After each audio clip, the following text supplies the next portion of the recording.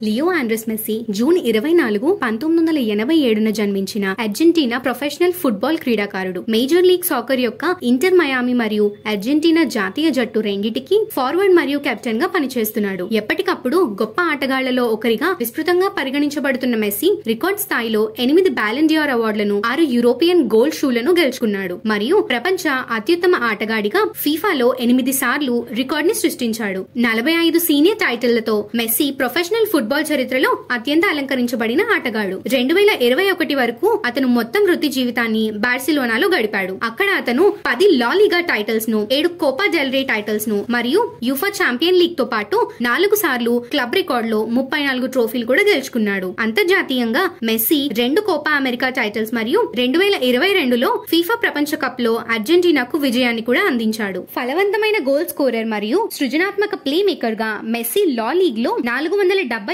అత్యధిక goals, 36 hat-tricks, 192 అసిస్టులు, 39 అత్యధిక ప్రదర్శనలు కలిగి ఉన్నాడు. అలాగే అతను 109 అత్యధిక అంతర్జాతీయ గోల్స్ మరియు 187 ప్రదర్శనలు సాధించిన దక్షిణ అమెరికా పురుషుడు కూడా. అతని అద్భుతమైన కెరీర్ లో మెస్సీ క్లబ్ కోసం మరియు దేశం కోసం 800 కంటే ఎక్కువ సీనియర్ గోల్స్ ని సాధించాడు. ఒకే క్లబ్ కోసం 672 గోల్స్ చేశాడు. మెస్సీ 13 సంవత్సరాల వయసులో స్పెయిన్ కు మకం మార్చిన తర్వాత బార్సిలోనాలో చేరాడు. అక్టోబర్ 2004లో, అంటే అతని 17 సంవత్సరాల వయసులో క్లబ్ కు తన పోటీలలో అరంగేట్రం చేశాడు. తరువాత 3 సంవత్సరాలలో అతను క్లబ్ కు సమగ్ర ఆటగాడిగా స్థిరపడ్డాడు మరియు అతనిలో 2008 నుండి 9లో మొదటి నిరంతరాయ సీజన్ అతను స్పానిష్ ఫుట్బాల్ చరిత్రలో బార్సిలోనాలో మొదటి ట్రబుల్ సాధించడంలో సహాయం చేశాడు. 22 సంవత్సరాల వయసులో మెస్సీ తన మొదటి బ్యాలెన్ డియోర్ ను గెలుచుకున్నాడు. వరుసగా 4 బ్యాలెన్ డియోర్ అవార్డులను గెలుచుకున్న మొదటి ఆటగాడిగా నిలిచాడు. 2011 నుండి 12లో మెస్సీ బార్సిలోనా యొక్క ఆల్ టైమ్ టాప్ స్కోరర్ గా తన హోదాను సుస్థిరం చేసుకుంటూ లా లిగా మరియు యూరోప్ లలో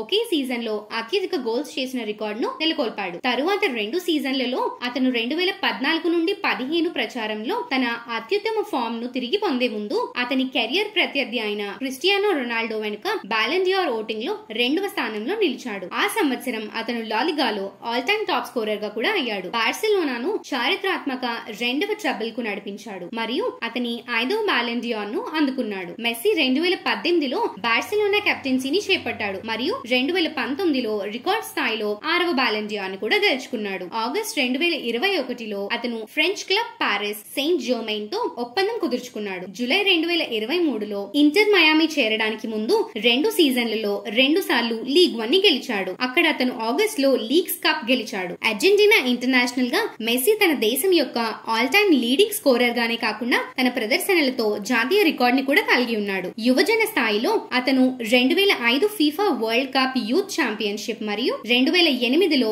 సమ్మర్ ఒలింపిక్స్ లో బంగారు పతకాన్ని కూడా గెలుచుకున్నాడు. మెస్సీ ఆట తీరు అతని చిన్న పొట్టితనాన్ని మరియు ఎడమ పాదంతో డ్రిబ్లింగ్ చేయడం ద్వారా అతని స్వదేశీయుడు డియాగో మార్డెనోతో పోలికలు వచ్చాయి. అతను మెస్సీని వారసుడిగా అభివర్ణించాడు. 2011 నుండి జట్టు కెప్టెన్ గా అతను అర్జెంటీనాను వరుసగా 3 సార్లు ఫైనల్స్ కు నడిపించాడు. 2014 ఫీఫా ప్రపంచ కప్, 2015, 16 కోపా అమెరికాలో కూడా గెలిచాడు. 2016లో క్లుప్త అంతర్జాతీయ రిటైర్మెంట్ తరువాత మెస్సీ 2018 ఫీఫా ప్రపంచ కప్ కు అర్హత సాధించడానికి మరియు 2021 కోపా అమెరికాలో విజయానికి, అలాగే అర్జెంటీనాను నడిపించడానికి తిరిగి వచ్చాడు. 2022లో అతను అర్జెంటీనాకు సారథ్యం వహించి ప్రపంచ కప్ ను గెలుచుకున్నాడు. 2 గోల్స్ తో సహా 7 గోల్స్ చేశాడు మరియు అత్యధిక ప్రపంచ కప్ గేమ్స్ లో ఆడిన రికార్డ్ ను నెలకొల్పాడు. అతను 2023లో 8వ బ్యాలెన్ డియోర్ అవార్డు ను సాధించి తన రికార్డ్ ను విస్తరింప చేసుకున్నాడు. అలాగే 2024లో కెప్టెన్ గా 2వ కోపా అమెరికాను కూడా గెలుచుకున్నాడు. మెస్సీని 2006 నుండి స్పోర్ట్స్ వేర్ కంపెనీ అయిన అడిదాస్ ఆమోదించింది. ఫ్రాన్స్ ఫుట్బాల్ ప్రకారం అతను 2009 నుండి 2014 మధ్య 6 సంవత్సరాలలో 5 ఏళ్ల పాటు ప్రపంచంలో అత్యధిక పారితోషికం పొందిన ఫుట్బాల్ ఆటగాడిగా ఉన్నాడు మరియు ఫోర్బ్స్ అతనిని 2019, 2022లో ప్రపంచంలో అత్యధికంగా సంపాదిస్తున్న అథ్లెట్ గా ర్యాంకింగ్ ఇచ్చారు. టైమ్ యొక్క అత్యధికంగా 100 మందిలో మెస్సీ పేరును పెట్టారు.